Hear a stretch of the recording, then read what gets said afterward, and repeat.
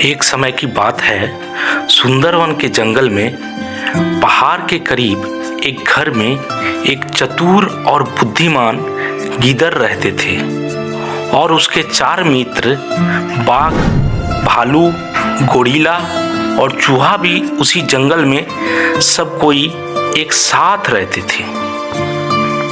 फिर एक दिन सब कोई मिलकर शिकार करने जंगल में जा रहे थे। फिर जंगल में एक मोटा ताजा एक काले घोड़े को देखा।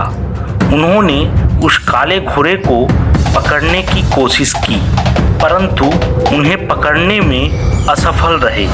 फिर उस दिन सब कोई वापस आ गए और फिर आपस में मिलकर विचार करने लगे। और फिर चतुर गीदड़ ने अपने चारों मित्रों से कहा, बाघ भाई, यह काला घोड़ा दौड़ने में काफी तेज है और काफी चतुर भी है। कई बार आपने मारने की कोशिश की पर सफल नहीं हो सके। फिर गिद्ध ने चूहा से कहा, चूहा भाई, मेरे दिमाग में शानदार और मस्त प्लान चल रहा है। अब ऐसा उपाय किया जाए कि जब वह काला घोड़ा सो रहा हो तो चूहा भाई तुम वहां जाकर धीरे धीरे उस काला घोड़ा का पैर को कुतर देना, जिससे उसका पैर जख्मी हो जाएगा। फिर आपस में मिलजुल कर गिद्ध ने अपने मित्रों के साथ तगड़ा और मस्त प्लान बनाया और फिर दूसरे दिन सब कोई मिलकर जंगल में शिकार करने चले गए। तब फिर गिद्ध ने चूहे से कहा, चूहा भाई, हम लोग यहाँ छिप कर बैठता हूँ, तुम जाओ धीरे धीरे उस काले घोड़े के पास और फिर धीरे से उसके पैर को कुतर दो। फिर चूहा ने धीरे धीरे उस काला घोड़ा के पास चला गया। घोड़ा पूरी नींद में सो रहा था। चूहा ने धीरे धीरे उसके पैर को कुतर दिया। फिर उस काले घोड़े का पैर पूरी तरह जख्मी हो गया। फिर गिद्ध ने बाघ भाई से कहा, बाघ भाई, अब तुम दौड़ते हुए जाओ उस काले घोड़े के पास और हमला कर दो। फिर बाघ ने उस काले घोड़े के पास तेजी से दौड़ते हुए गए। वैसे ही काले घोड़े ने भागने की कोशिश की, लेकिन घोड़े ने ज़्यादा तेजी से दौड़ नहीं पाया क्योंकि उसका पैर बुरी तरह से जख्मी हो गया था।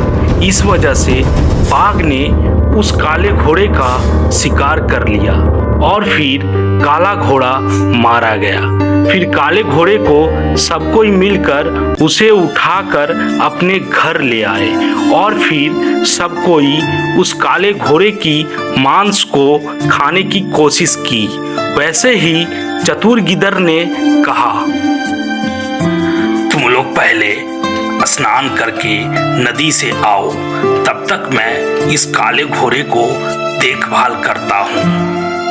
फिर गिद्ध के चारों मित्र एक एक करके स्नान करने के लिए नदी में चले गए। फिर सबके चले जाने के बाद गिद्ध मन ही मन विचार करने लगा। तब तक बाघ स्नान करके लौट आया और गिद्ध को चिंतित देखकर बाघ ने गिद्ध से पूछा, मेरे चालाक मित्र, तुम किस उधेड़ बुन में पड़े हो? आओ इस काले घोड़े का मांस खाकर मौज मनाएंगे। फिर गिद्ध ने बाघ से कहा, चूहे ने मुझसे कहा है, बाघ के बल का धिक्कार है। काला घोड़ा को तो मैंने मारा है, आज वह बलवान बाघ मेरी कमाई खाएगा। सो उसकी यह घमंड भरी बात सुनकर मैं तो अब इस काला घोड़ा का मांस खाना अच्छा नहीं समझता। फिर बाघ ने चतुर गिद्ध से कहा, अच्छा, ऐसी बात है। उसने तो मेरी आंखें खोल दी। अब मैं अपने ही बलबूते पर शिकार करके खाऊंगा। फिर बाघ ने यह बात कहकर चला गया। उसी समय स्नान करके चूहा आ गया। फिर गिदर ने चूहे से कहा, चूहा भाई, गोरिल्ला ने मुझसे कह रहा था कि बाघ के काटने से घोड़े का मांस में जहर मिल गया है।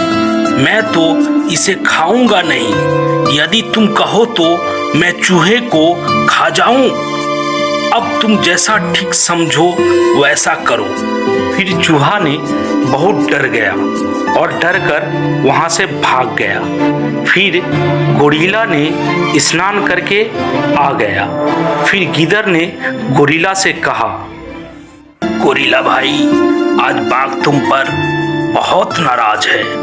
बाघ कह रहा था कि गोरिल्ला ने तो कोई काम किया ही नहीं है। तुम शांत रहना और उस गोरिल्ला को कुछ बताना नहीं। मैं स्नान करके आता हूँ। फिर पहले हम गोरिल्ला को मार कर खाएंगे, उसके बाद इस काले घोड़े का मांस खाएंगे। फिर गिदर की बातों को सुनकर गोरिल्ला ने बहुत डर गया और वहां से दुम दुबाकर भाग गया।